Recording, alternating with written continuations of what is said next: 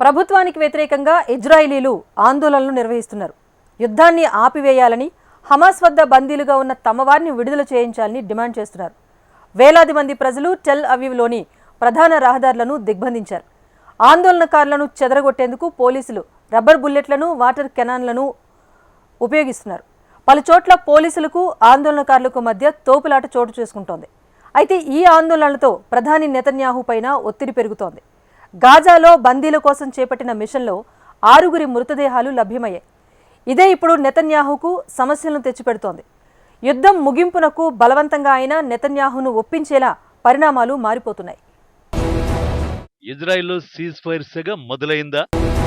గాజాపై latest బాంబుల దాడికి కారణం ఏంటి? ఇజ్రాయెల్లో ప్రజాగ్రహం పెల్లుబుకుతోందా? ఇజ్రాయెల్ ప్రజలు ఆగ్రహంతో రగిలిపోయారు.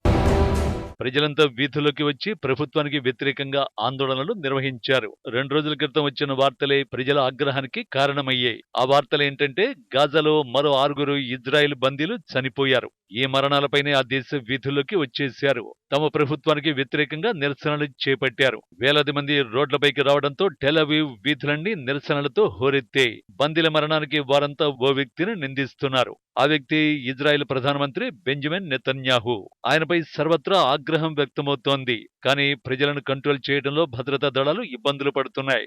ఒక్కసారి ఇజ్రాయెల్లో జరుగుతున్న ఆందోళన దృశ్యాలు చూడండి. 2 రోజులుగా అక్కడి ప్రజలు ప్రభుత్వానికి వ్యతిరేకంగా నిరసనల్లో పాల్గొంటున్నారు. పోలీసులు ప్రజలకు మధ్య తోపులాటలు జరుగుతున్నాయి. ఆందోళనకారుల్ని చెదరగొట్టేందుకు పోలీసులు రబ్బర్ బుల్లెట్లు పేల్చారు. పలువురిని బలవంతంగా ఈడ్చుకు వెళ్లి పోలీస్ స్టేషన్లకు తరలించారు. అయినా సరే ప్రజలు మాత్రం వెనక్కి తగ్గడం లేదు. టెల్ అవీవ్లోని ప్రధాన రహదారుల్ని దిగ్బంధించారు. వారంతా బందీల కుటుంబాలతో కలిసి ఈ ఆందోళనలకు దిగారు. కొన్ని నెలలుగా వారు తమ ప్రధానమంత్రి నెతన్యాహుపై ఆగ్రహాన్ని వ్యక్తం చేస్తున్నారు. బందీల భద్రతను ప్రధాని గాలికొదిలేశారంటూ వారు మండిపడ్డారు. తన రాజకీయ మనుగడకు మాత్రమే నెతన్యాహు ప్రాధాన్యమిస్తున్నారంటూ విమర్శలు గుప్పించారు. తాము ఇజ్రాయిలీ ప్రభుత్వానికి వ్యతిరేకంగా నిరసనలు చేపట్టినట్టు అక్కడి ఆందోళనకారులు తెలిపారు. ప్రభుత్వం తప్పుడు నిర్ణయాలు తీసుకుందని ఆరోపిస్తున్నారు.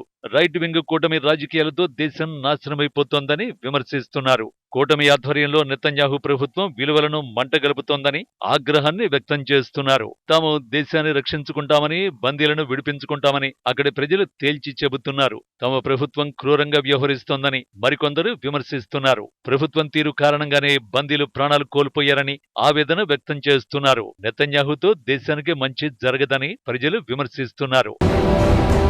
తాజాగా సాధారణ పౌరులతో పాటు ఉద్యోగులు, కార్మికులు, మున్సిపల్ కార్యాలయాలు, ప్రైవేట్ స్కూళ్లు, వ్యాపార సముదాయాలతో పాటు టెల్ అవీవ్లోని బెన్ గుర్ ఎయిర్పోర్ట్ సిబ్బంది కూడా సమ్మెకు దిగారు. తమ విధులు బహిష్కరించి డాక్టర్లు కూడా ఈ ఆందోళనలో పాల్గొంటున్నారు. తాము కూడా ఈ ఆందోళనలో పాల్గొంటున్నామని వైద్యులు చెబుతున్నారు. పేషెంట్ రిస్క్ లో ఉన్నప్పుడు ఆందోళనలు చేయడం సరైన పని కాదన్నారు. కానీ దేశం అంతకంటే దారుణమైన పరిణామాలను ఎదుర్కొంటోందని వారు ఆందోళన వ్యక్తం చేస్తున్నారు. తాము బందీల తరఫున ఈ నిరసనలకు దిగినట్టు వైద్యులు వెల్లడిస్తున్నారు. టెల్ అవీవ్లోని రక్షణ మంత్రిత్వ శాఖ కార్యాలయం ఎదుట ప్రజలు భారీగా ఆందోళనలకు దిగారు. మొత్తంగా ఇజ్రాయేలీయులు 2 డిమాండ్ చేస్తున్నారు. ఒకటి, గాజాలో కాల్పుల విరమణ. రెండోది, మిగిలిన బందీలను విడిపించాలని అంటున్నారు. గాజాలో చనిపోయిన ఓ బందీ అంత్యక్రియల వద్ద కూడా ప్రజలు భారీగా ఆందోళనలకు దిగారు. ఒకసారి ఆ దృశ్యాలు చూడండి.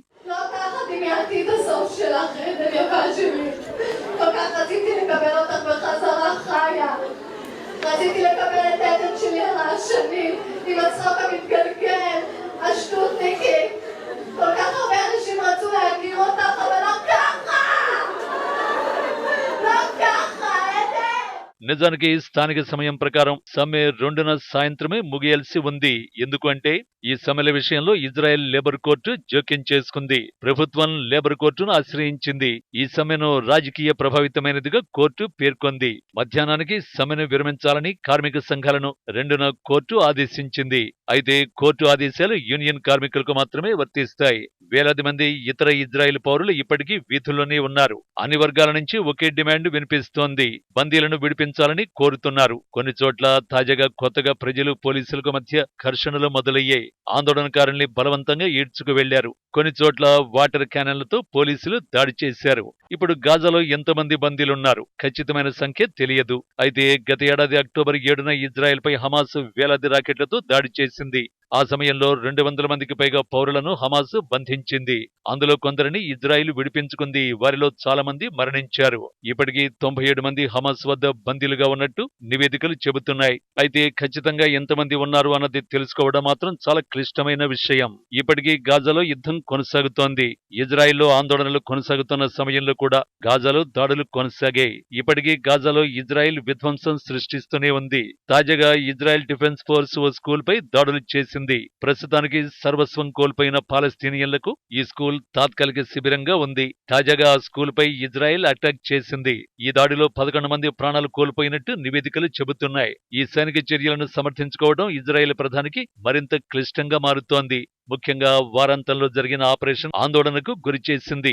దక్షిణ గాజాలో బందీల కోసం ఇజ్రాయెల్ దళాలు ఓ మిషన్ ను చేపట్టాయి. అందులో భాగంగా వారు 6 మృతదేహాలను గుర్తించారు. అయితే వారంతా బందీలుగా నిర్ధారించారు.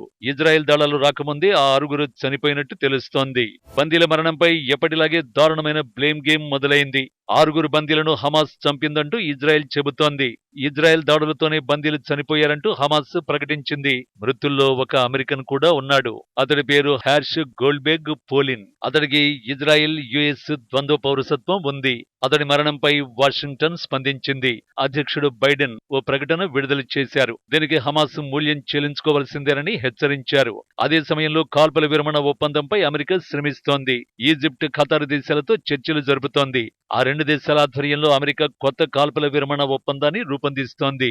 ఇజ్రాయెల్ అంగీకరించినా అంగీకరించకపోయినా ముందుకు వెళ్లాలని అమెరికా నిర్ణయించింది. అయితే ఈ ఒప్పంద నిబంధనలు ఏమిటి అంటే, గాజా కాల్పుల విరమణ, బందీల మార్పిడి ప్రతిపాదనలే కీలకం. అంటే మిగిలిన బందీలను విడుదల చేయమని హమాస్ ను కోరడం. దానికి బదులుగా ఇజ్రాయెల్ పాలస్తీనా ఖైదీలను వదులుకోవాలి. నిజానికి నెలల తరబడి ఇరు వర్గాలు ఈ 2 అంశాలపైనే చర్చలు జరుపుతున్నాయి. అయితే ప్రస్తుతం ప్రజల నుంచి ఇజ్రాయెల్ ప్రధానిపై ఒత్తిడి పెరుగుతోంది. ఈ నేపథ్యంలో నెతన్యాహు కాల్పుల విరమణకు అంగీకరిస్తారని అమెరికా భావిస్తోంది.